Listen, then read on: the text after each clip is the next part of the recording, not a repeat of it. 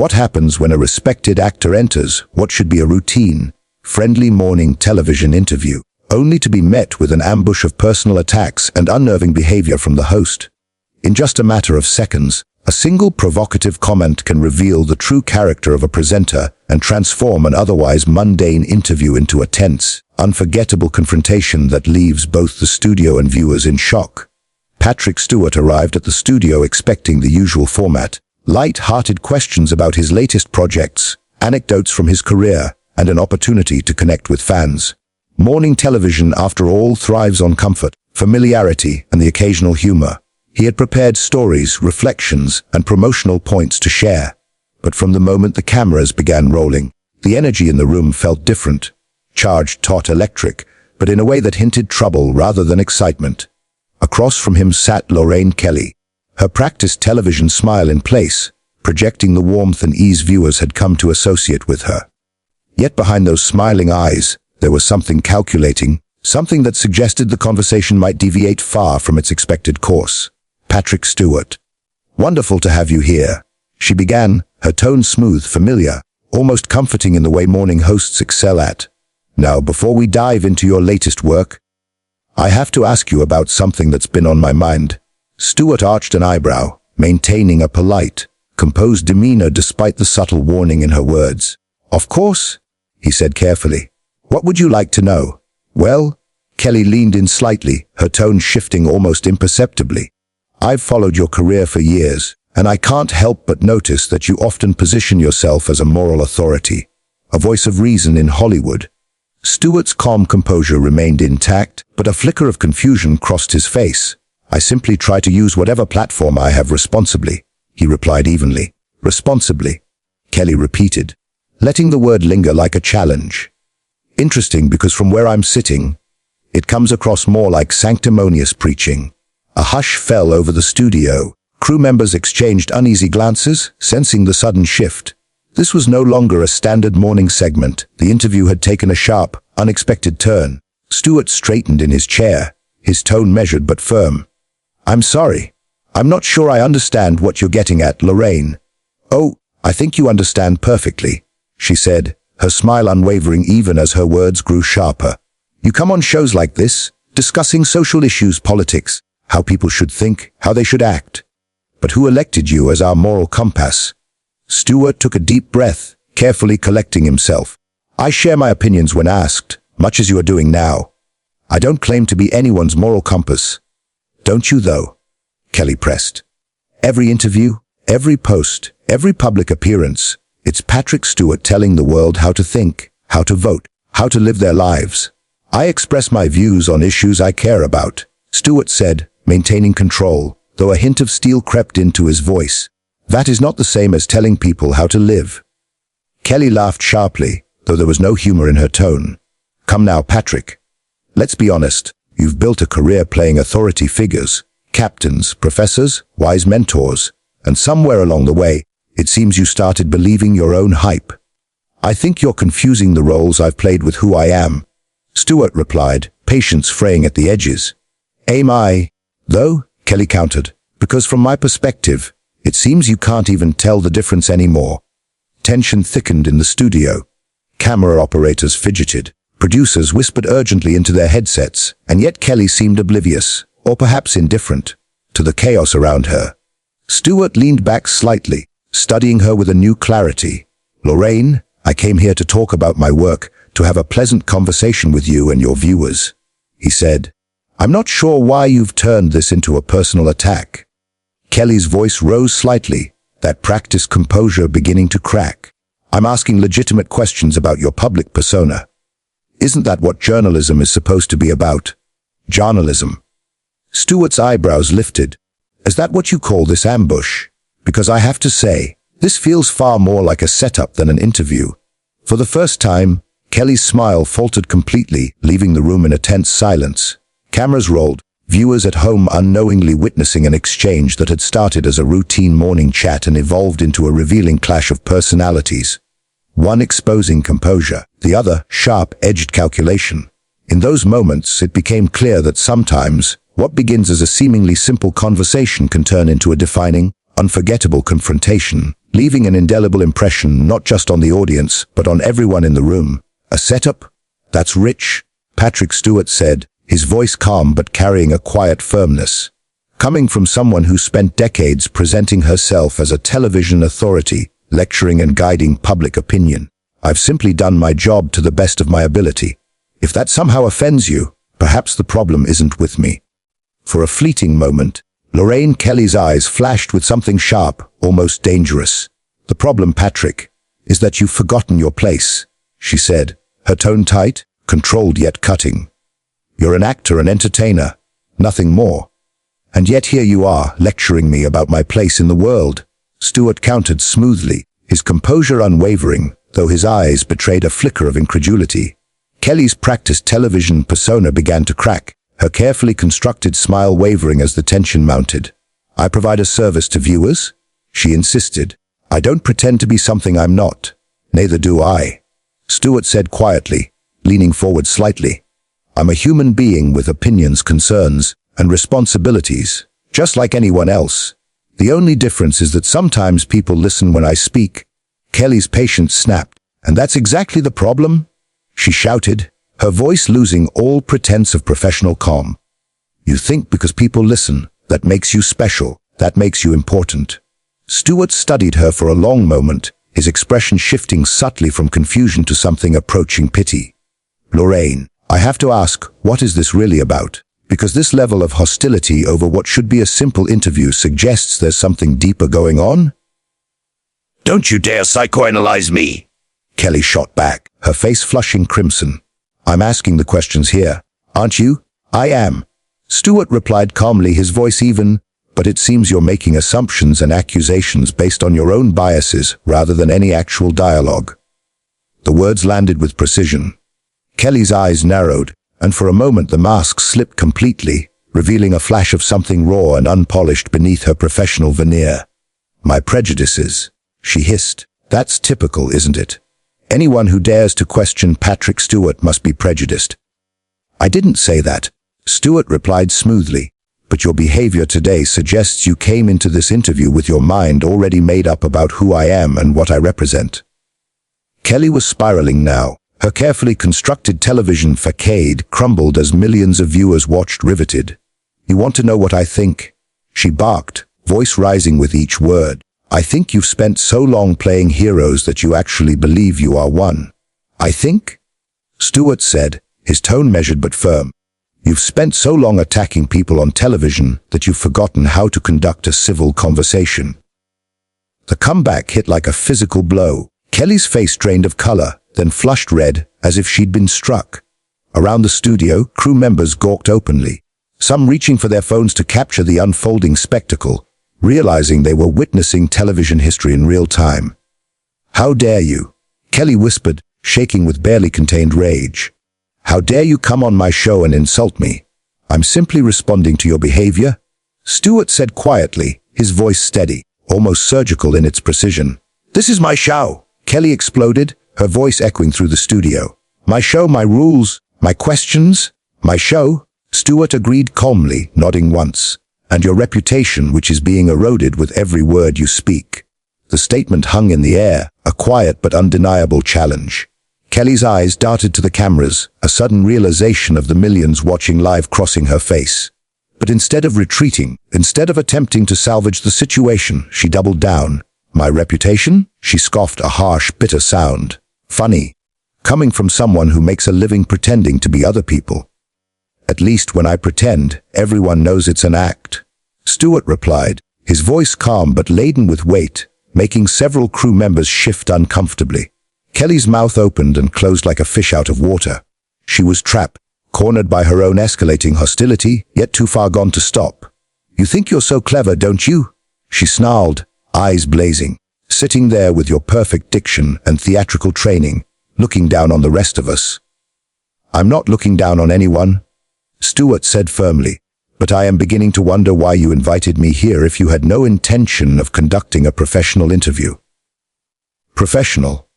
Kelly's voice cracked, the word barely a whisper now, revealing just how completely the situation had slipped from her control. You want professional? Lorraine Kelly's voice cracked, sharp and biting. Let me tell you something about professional. Professional is showing up every day and doing your job. It's connecting with ordinary people, not lecturing them from some lofty, imaginary pedestal. Stewart's brow lifted, genuine curiosity flickering across his face. And what tower would that be? The one where I work with charities, she said, her voice growing steadier despite the underlying tremor. The one where I support causes I believe in. Or perhaps the one where I try to use whatever influence I have to make the world a slightly better place. Each word landed with surgical precision. Stewart remained calm, but he could see the cracks beginning to form in her composure. Her breathing grew shallow and rapid. Her hands shook faintly as she gripped her note cards, her carefully constructed mask of control starting to slip. Make the world better, she repeated, her tone dripping with mockery. By telling everyone what to think, by pushing your political agenda on people who just want to be entertained. I don't push anything on anyone, Stewart replied, his voice calm, almost patient. People are free to agree or disagree with anything I say. Unlike some, I don't claim to speak for everyone. Kelly's eyes narrowed. And what's that supposed to mean? She demanded, though the fire in her voice had begun to falter. It means, Stewart said carefully, choosing his words with precision, that for the past 10 minutes, you've been telling me what I think, what I believe, and what my motivations are, without ever actually asking me about any of it. Kelly opened her mouth to respond, but no words came. She was cornered, and everyone in the studio could see it. Silence hung thickly in the air, punctuated only by the faint hum of equipment and the barely suppressed murmurs of crew members. You know what your problem is, Patrick, she finally managed, her voice steadier now but edged with desperation. You think you're better than the rest of us? No, Stewart said quietly. My problem is that I expected better from you. The words struck like a hammer. Kelly recoiled slightly in her chair, her face cycling through shock, disbelief, and anger in rapid succession. Expected better from me, she whispered, incredulous. Yes, Stewart said simply, his tone even but firm. I've watched your show. I've seen you interview hundreds of people with warmth, intelligence, and professionalism. I know you're capable of far more than this. For a brief, fragile moment, Kelly softened. The steel in her eyes faded, replaced by something almost human, something vulnerable. It seemed she might step back from the edge. But just as quickly the moment evaporated, hardness returned, and her voice rose again, sharp and dangerous. Don't you patronize me, she hissed. Don't you dare sit there and patronize me. I'm not patronizing you, Stewart said warily. I'm trying to understand why someone with your experience and talent has chosen to conduct themselves this way. This way. Kelly's voice climbed again, frustration spilling over. You mean honestly? You mean asking real questions instead of tossing softball after softball? I mean aggressively and unprofessionally. Stewart replied bluntly. There's a difference between tough questions and personal attacks. That distinction shattered Kelly's facade completely. Her face contorted, rage overtaking reason. When she spoke again, her voice was almost unrecognizable, shaking with fury. Personal attacks, she spat. You want to see a personal attack? Let me tell you what I really think about actors like you. You're parasites. You contribute nothing to society except fantasy and escapism. And then, you have the audacity to lecture the rest of us about real-world problems. Stewart's jaw tightened, but he remained calm. The words hung in the studio, echoing against the walls, as cameras rolled and millions of viewers watched in stunned silence. The professional veneer of morning television had cracked completely, revealing raw human confrontation at its most intense. For the first time, the interview wasn't about promotions or rehearsed lines. It was a battle of ideals, a clash between image and reality, between performance and truth. And in that charged silence, Stewart's measured composure contrasted sharply with Kelly's unraveling fury, leaving the audience witness to a confrontation that would be remembered long after the show ended. The studio fell into an eerie, suffocating silence. Even the cameras seemed to pause, as though they were holding their breath, capturing every second of the escalating confrontation. Patrick Stewart sat still, his gaze fixed on Lorraine Kelly, seeing her in a way that seemed almost new, stripped of the polished television persona, revealing a raw, unguarded intensity. His expression shifted subtly from patience to disappointment, and finally to something bordering on disgust. Parasites, he repeated quietly, the word heavy and deliberate. That's what you think of actors, of artists, of anyone who dares to have an opinion you don't share." Kelly's eyes widened slightly, a flicker of realization passing over her face. She had gone too far, but the moment for retraction had long passed. The damage was done, and it was being broadcast live to millions of viewers, many of whom were undoubtedly recording every second of the meltdown. She began hesitating. The words caught somewhere between thought and speech. "No," Stewart said firmly, raising a hand to stop her. "You've said quite enough." He rose from his chair slowly, his movements deliberate, measured, each motion radiating authority and control. The simple act of standing carried more weight than any words could convey. Around the studio, producers gestured frantically, whispering into headsets, scrambling to salvage what remained of the show. "Where are you going?" Kelly demanded, her voice shrill and frayed. "We're not finished here." "Oh, I think we are," Stewart replied, calm but unyielding. "More than finished." Kelly shot to her feet as well, the chair behind her spinning as she moved. "You don't get to just walk away! This is my show! This is my choice!" Stewart said simply, reaching for the small microphone clipped to his jacket. "I do not have to sit here and listen to your personal grievances masquerading as journalism." Personal grievances? Kelly's voice cracked under the strain, her face reddening. "I'm asking the questions viewers want answered." Stewart paused mid-motion, holding the microphone in his hand, and looked her directly in the eyes. "No, Lorraine," he said quietly, deliberately. "You're asking the questions you want answered. There is a significant difference. The viewers deserve to know what kind of person you really are." Kelly insisted, gripping the edge of the desk as her hands trembled. "The viewers," Stewart replied softly, "just got a very clear demonstration of what kind of person you really are." The words hung in the studio like smoke after an explosion. Kelly's face shifted rapidly through disbelief, anger, and finally something resembling panic. Her confidence seemed to crumble in real time, her eyes darting around the studio as the reality of the moment hit her. "You can't just leave," she said, voice now smaller, almost pleading. "We have commercial breaks. We have segments to fill. Then fill them," Stewart said carefully, placing the microphone on the coffee table between them. "I'm sure you'll find a way to spin this into content somehow."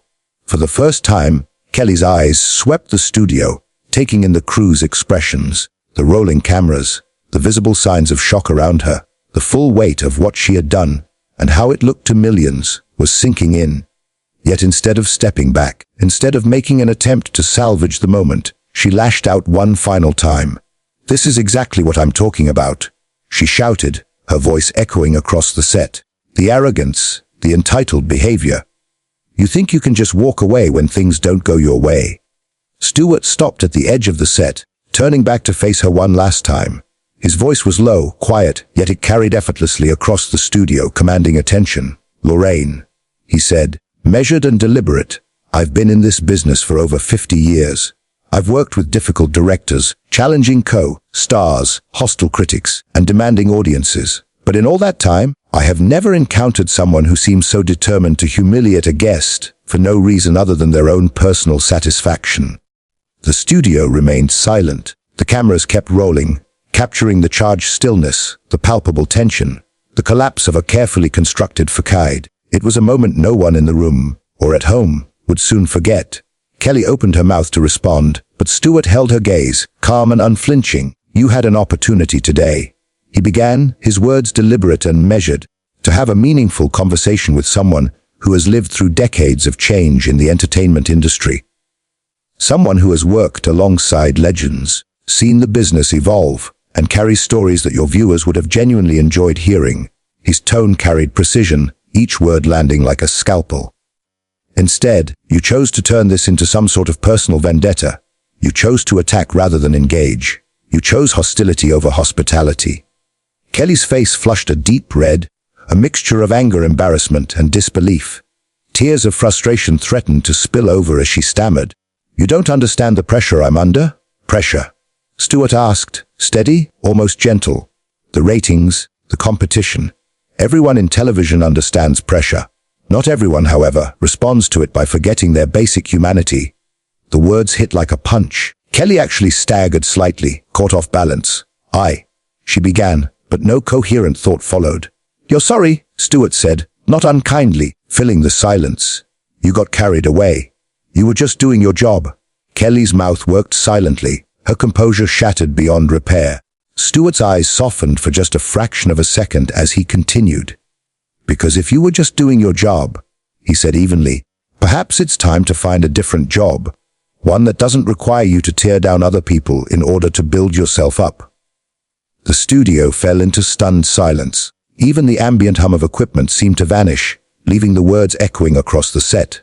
Crew members froze in place, phones raised, knowing they were witnessing an extraordinary moment of confrontation unfold live.